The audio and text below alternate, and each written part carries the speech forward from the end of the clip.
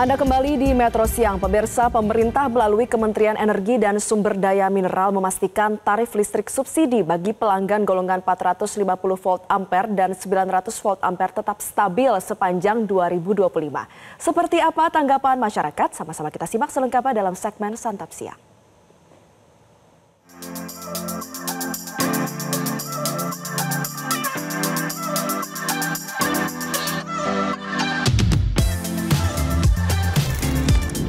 Pemirsa, pemerintah berencana akan memangkas subsidi listrik pada tahun 2026 mendatang.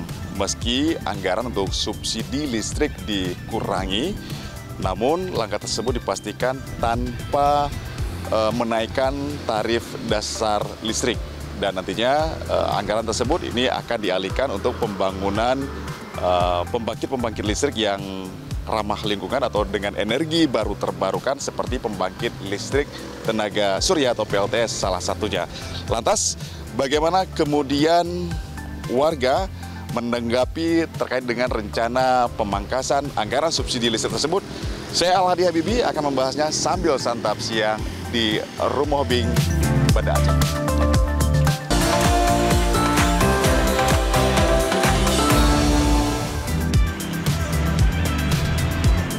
Bagi Anda pecinta kuliner, mencicipi makanan khas daerah selalu menjadi petualangan rasa yang seru dan penuh kejutan. Nah, di Banda Aceh ada satu tempat makan yang wajib Anda coba. Rumah Biek. Tempat ini siap memanjakan lidah dengan sajian mie Aceh lengkap dengan kepiting segar kualitas ekspor. Sesuai namanya, Rumah Biek yang berarti rumah kepiting ini menjadikan kepiting sebagai raja di dapurnya. Selain kepiting di sini juga menyediakan mie Aceh dengan varian lainnya seperti udang, lobster, cumi, tiram hingga daging. Semua diolah dengan rempah khas Aceh yang kuat dan menggugah selera. Dan saat ini saya sudah bersama dengan beberapa warga Aceh. Ada Bang Syakia Merizal yang juga merupakan ketua dari Masyarakat Pengawal Otonomi Khusus ya, atau MPO, yang juga pegiat masyarakat sipil di Aceh. Kemudian di sebelah kiri saya juga sudah ada Bang Muhammad Irfan, ini juga merupakan pelaku usaha. Dan paling ujung ada Bang Arman Fauzi ya, yang juga merupakan warga Aceh sekaligus juga pegiat di bidang keterbukaan informasi publik. Dan tentu saja seperti biasa sebelum kita mulai bincang-bincang ya, kita simak dulu informasi berikut ini dan kita juga sambilan icip-icip terus ya santapan kita yang sudah dihidangkan ini. Ya, subsidi berkurang bukan dinaikin harganya, dicari sumber penghasil listrik yang cost-nya murah. Jadi bukan lo pasti mancing ya, Anda mancing tuh pemerintah naikin harga, nggak begitu. Ini namanya usaha. Wow, ini depan kita sudah ada kuliner khas Aceh yang mendunia ya. Mie Aceh dengan topping kepiting. Ya oke, tapi sambil kita makan mie Aceh, langsung aja kita bahas-bahas tema kita kali. Mungkin saya ke Bang Syakia dulu. Gimana Bang Syakia menanggapi terkait dengan rencana pemerintah yang akan melakukan pemangkasan atau pengurangan ya subsidi listrik di tahun depan ini? Ya, kemarin kita sudah mendengar ada pernyataan dari Menteri Keuangan yang mewacanakan pemangkasan subsidi listrik. Kalau kita lihat semangatnya sebenarnya untuk melakukan efisiensi ya biaya produksi energi listrik, termasuk melemparkan wacana untuk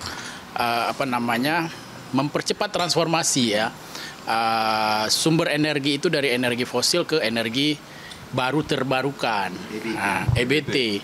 Jadi menurut saya kalau semangatnya efisiensi untuk menghasilkan energi listrik ya yang akan dikelola oleh PLN, kita mendukung penuh. Tetapi kalau kemudian ini dilakukan pemangkasan subsidi, ini saya pikir harus dikaji lebih jauh, lebih dalam ya soal dampak-dampak yang akan terjadi ya. Ini kan kalau kita ikuti beritanya sebetulnya kalau dari segi plotting anggaran ya untuk ketahanan energi ini justru sangat luar biasa nih di pemerintahan Prabowo. Untuk tahun 2026 tahun depan ada sekitar 402 triliun lebih yang dialokasikan untuk ketahanan energi. Dan ini kan kalau dari anggarannya sangat besar Bang ya, jumbo sekali ini ya untuk ini. Tapi dengan anggaran yang sudah sangat besar itu kira-kira menurut Bang Irfan efektif nggak sih dengan mungkin pengalaman selama ini khususnya terkait dengan layanan, apalagi kan Bang Irfan juga pelaku usaha ya Bang? Kalau usul saya itu memang harus diperinci dari BPS, mungkin pemerintah negara bekerja sama dengan BPS. Jadi subsidi itu harus tepat sasaran. Kalau memang pun jadi dilaksanakan, jadi subsidi itu harus benar-benar tepat sasaran. Jadi mengenai benar-benar orang yang membutuhkan. Bang Arman setuju nggak sih dengan adanya wacana juga akan mengalihkan ya subsidi listrik ke bantuan subsidi upah atau BSU itu? Kalau saya melihatnya transisi ini harus dikomunikasikan ke publik ya. Pertama, masyarakat juga harus tahu bagaimana rencana pemerintah dan bersiap-siap menghadapi rencana itu. Ini yang paling penting. Kalau kita lihat garis kemiskinan kita, hampir 26% komponen itu komponen makanan dan non makanan, maka pengeluaran masyarakat itu 26% itu salah satunya adalah untuk kebutuhan listrik. Perubahan strategi di pemerintah itu tidak boleh, kalau menurut saya tidak boleh serta-merta. Jadi harus ada ruang, harus ada waktu yang bagaimana sumber-sumber energi listrik yang existing itu juga harus disiapkan, mau dibawa kemana. Nah ini juga penting, bagaimana investasi juga harus aman, harus nyaman. Jangan sampai Indonesia dianggap sebagai negara yang tidak memiliki kepastian hukum untuk investasi. Karena listrik itu adalah investasi.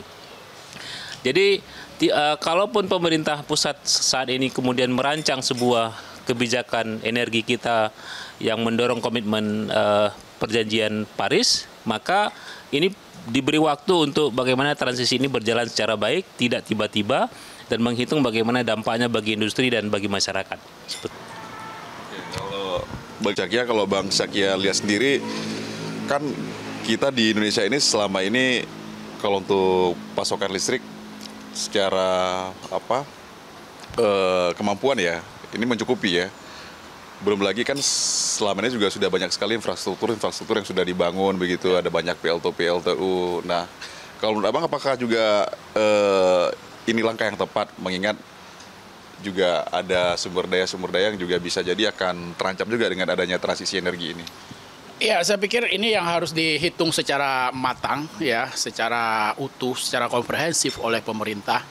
Jangan sampai rencana untuk melakukan efisiensi justru menimbulkan kerugian di sektor lain. Katakanlah kalau Aceh, dalam konteks Aceh, saat ini kita ada pembangkit listrik tenaga uap, PLTU, yang bahan bakunya itu batu bara.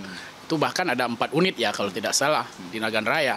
Kemudian ada pembangkit listrik tenaga gas ya, PLTMG yang di Arun Loksmawe ya. Memang seperti disampaikan tadi oleh Habibie bahwa saat ini untuk produksinya itu sudah surplus bahkan selama ini arus kita banyak yang dialirkan ke Sumatera Utara untuk membantu kebutuhan listrik di wilayah Sumatera Utara. Ya, secara produksinya sudah berlebih. Tentu proses transformasi itu jangan sampai mengabaikan pembangkit listrik yang sudah ada. Ya, ini rencananya pembangkit yang sudah ada ini akan beroperasi dalam waktu berapa lama? Proses transisi ini butuh waktu berapa lama? Saya pikir hal-hal ini yang harus dikaji. Nah, artinya jangan sampai keinginan pemerintah, hasrat pemerintah yang ingin melakukan efisiensi, mengurangi subsidi untuk energi listrik, ya, mengurangi beban APBN katakanlah, justru menimbulkan dampak yang kerugian yang lebih besar. Ini yang harus diperhitungkan secara matang. Saya pikir itu. Oke, Bang Irfan, kalau Abang selaku pelaku usaha mungkin ada saran yang lebih spesifik terkait dengan rencana pemerintah tersebut? Jadi intinya saya setuju dengan Pak Zakia bilang, Kakak Zakia bilang, coba diteliti dulu, diteliti yang bagus, jangan nanti yang ingin melakukan subsidi ini malah menimbulkan masalah baru gitu loh.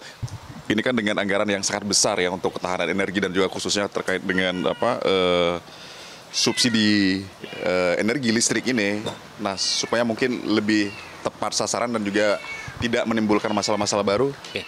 Pertama, kalau kaitannya dengan BSU, kalaulah skemanya sama seperti BSU, subsidinya langsung pada sasaran penerima manfaat, maka pemerintah wajib betul-betul memastikan penerimanya betul-betul orang yang layak. Nah, ini juga salah satu kunci bahwa jangan sampai transisi energi malah meningkatkan angka kemiskinan kita. Ini juga harus diperhatikan oleh pemerintah.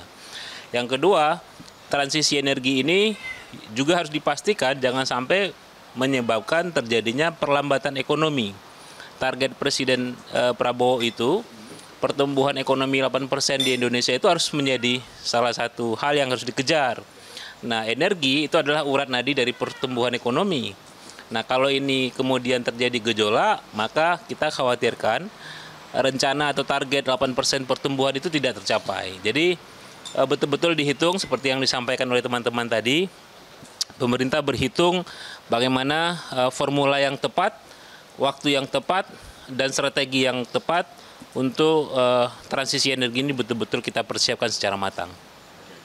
Ya, tentunya seperti apa yang disampaikan oleh Bang Irfan, Bang Sekya, dan juga Bang Arman, agar pemerintah tentu saja harus lebih hati-hati dalam mengambil sebuah keputusan, jangan sampai kemudian kebijakan terkait dengan pemangkasan subsidi listrik ini khususnya justru kemudian bisa berdampak pada masyarakat kecil ya, khususnya Bang ya, bisa merugikan masyarakat. Justru sebaliknya dengan adanya pemangkasan atau upaya-upaya yang dilakukan oleh pemerintah justru bisa berpihak kepada masyarakat. Dari Banda Aceh, Al-Hadi Habibie, Fahmi Reza, Metro TV.